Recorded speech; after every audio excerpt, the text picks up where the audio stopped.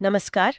आज हम बात कर रहे हैं उस शो की जिसने पूरी दुनिया में हंगामा मचा दिया था, स्क्विड गेम। हाँ बिल्कुल। हमारे पास इसके हालिया मतलब जो फाइनल सीजन आया है हाँ। उसके कुछ रिव्यूज हैं। हम्म। एक लेख भी है जो इसकी तुलना असल दुनिया से करता है, और शो की एक अहम कलाकार पार्क ग्यूयंग, उनका इंटरव्यू भी है। अच्छा। तो सवाल ये है, क्या ये अंत उतना ही दमदार था जितनी उम्मीद थी? बिल्कुल, और ये जो स्रोत है हमारे पास, इनसे समझने में मदद मिलेगी कि कहानी आखिर पहुंची कहाँ। हाँ, कुछ किरदारों की जो उलझन है उनको जानेंगे, और ये भी देखेंगे कि शो असल में मतलब क्या कहना चाह रहा है। सही। चलिए जरा इन स्रोतों पे गहराई से बात करते हैं। ठीक है, तो जिन्होंने नहीं देखा उनके लिए हाँ। फटाफट बता दे। स्क्विड गेम में होता यह है कि कर्ज में डूबे लोग हैं और वो जानलेवा बच्चों वाले खेल खेलते हैं। जीतने पर बहुत बड़ा इनाम मिलता है, और हारने पर मौत, सीधा। बिल्कुल। तो सीजन 3 वहीं से शुरू होता है जहां दूसरा सीजन खत्म हुआ था। ये 6 एपिसोड का फाइनल चैप्टर है ना? हाँ बिल्कुल। और रिव्यूज बता रहे हैं कि इस बार खेल और भी ज्यादा बेरहम है। ओहो। लेकिन फोकस सिर्फ खेलों पर नहीं है। इस बार किरदारों का जो जज्बाती सफर है हाँ। और उनके आपसी रिश्ते, उन पर ज्यादा ध्यान दिया गया है। अच्छा। एक दिलचस्प बात ये सामने आई रिव्यू से कि ये अंदाजा लगाना बड़ा मुश्किल है कि कौन कब मारा जाएगा। मतलब कोई भी सेफ नहीं है? हाँ, यहाँ तक कि जो मुख्य किरदार लगते हैं वो भी सेफ नहीं लगते। कहते हैं आखिरी 3 एपिसोड्स में तो क्रूरता और बढ़ जाती है। बाप रे।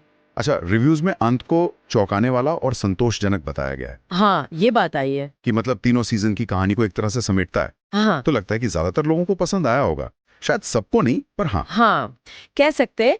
एक रिव्यू में ये इशारा भी है कि शायद गेम कोरिया से बाहर निकल सकता है, हाँ? अमेरिका तक। ओहो, ये तो बड़ा हिंट है। हाँ, और वो जो पुलिस वाली कहानी बाहर चल रही थी ना, हाँ हाँ, वो डिटेक्टिव वाली। उसे भी सीजन में ठीक से जोड़ा गया है। हाँ। मतलब उसका भी एक मुकाम आया है। चलो, ये अच्छी बात। हाँ। लेकिन एक आलोचना ये भी है, जैसा कुछ रिव्यूज में कहा गया, कि कुछ पुराने किरदारों को उतना स्क्रीन टाइम नहीं मिला जितना शायद मिलना चाहिए था। अच्छा, ये तो होता है कई बार। हाँ, और कुछ नए किरदारों की कहानियां शायद उतनी मजबूत नहीं लगी कुछ लोगों को। फिर भी मतलब कुल मिलाकर देखा जाए तो इसे एक अच्छा अंत माना जा रहा है, जिसने सीजन 2 से शुरू हुई कहानी को ठीक अंजाम दिया। और इसी सीजन 2 और 3 की एक उभरती हुई कलाकार है पार्क क्यू यंग। उन्होंने कांग नो युल का रोल किया। हाँ, वो गार्ड वाला किरदार। हाँ, और उनकी इंटरव्यू से एक मजेदार बात पता चली। जब वो ऑडिशन दे रही थी ना, हाँ। तो उन्हें लगा था कि वो किसी खिलाड़ी का रोल करेंगी, मतलब वो हरे ट्रैक सूट वाला। अच्छा। लेकिन रोल मिला गार्ड नंबर 011 का, गुलाबी जंपसूट। कमाल। हाँ, और उनका किरदार कॉन्ग नोयूल वो काफी पेचीदा है। कैसे? वो नॉर्थ कोरिया की पूर्व सैनिक है और गेम में क्यों शामिल होती है, क्योंकि वो अपनी बेटी को ढूंढने के लिए पैसे जुटाना चाहती है, बिल्कुल हताश होकर। ओह। पार्क ग्यू यंग को मानती है इंटरव्यू में कि उनका किरदार न तो पूरी तरह अच्छा है न बुरा। अच्छा, मतलब ग्रे कैरेक्टर। हाँ बिल्कुल, जैसे वो दूसरे गार्ड से सहमत नहीं होती जो मारे गए लोगों के अंग बेचते। हाँ, वो तो बहुत ही भयानक था। तो ये उसके अंदर का नैतिक संघर्ष दिखाता है। वो अंदर से टूटी हुई है और अपनी पहचान भी छिपाए रखती है। पार्क ने ये भी बताया कि किरदार से जुड़ना उनके लिए आसान नहीं था। जाहिर है, असल जिंदगी में न तो उन्होंने किसी को मारा है, न ही उनका कोई बच्चा है। हाँ, ये मुश्किल होता है। लेकिन उन्होंने कोशिश की उस दर्द को महसूस करने की। मतलब जब आप अपनी सबसे प्यारी चीज खो देते हैं। कहती हैं कि बैले ने उन्हें शारीरिक और मानसिक तौर पर मजबूत बनाया। अच्छा, बैले। हाँ, और उससे एक्शन सीन करने में मदद मिली। ये दिलचस्प है।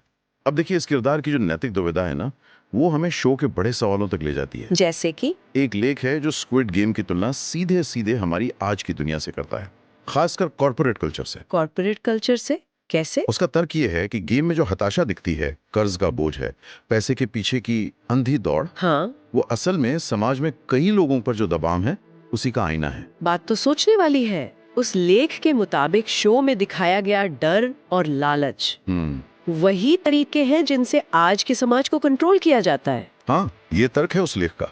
ये नजरिया काफी एक्सट्रीम लगता है, पर शो का मिजाज भी तो एक्सट्रीम ही है। सही कहा। और दूसरे रिव्यूज में भी कोरियाई समाज में वो कर्ज की जो बढ़ती समस्या है, हाँ, उसका जिक्र बार बार आता है। इसका जिक्र है, जो शो बनाने की एक बड़ी वजह भी बताई जाती है। बिल्कुल।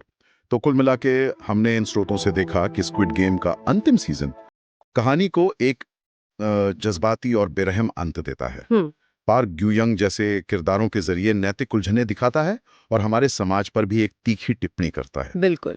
और ये हमें सोचने पर मजबूर करता है ना, कि मतलब अपनी जान बचाने या जिंदगी सुधारने की हताशा इंसान को किस हद तक गिरा सकती है। सही सवाल है। और क्या स्क्रीन पर दिखाई गई ऐसी क्रूरता सिर्फ मनोरंजन है या कहीं ना कहीं ये हमारी असल दुनिया की ही एक झलक है? ये एक बड़ा सवाल छोड़ जाता है शो। इस पर सोचिएगा जरूर।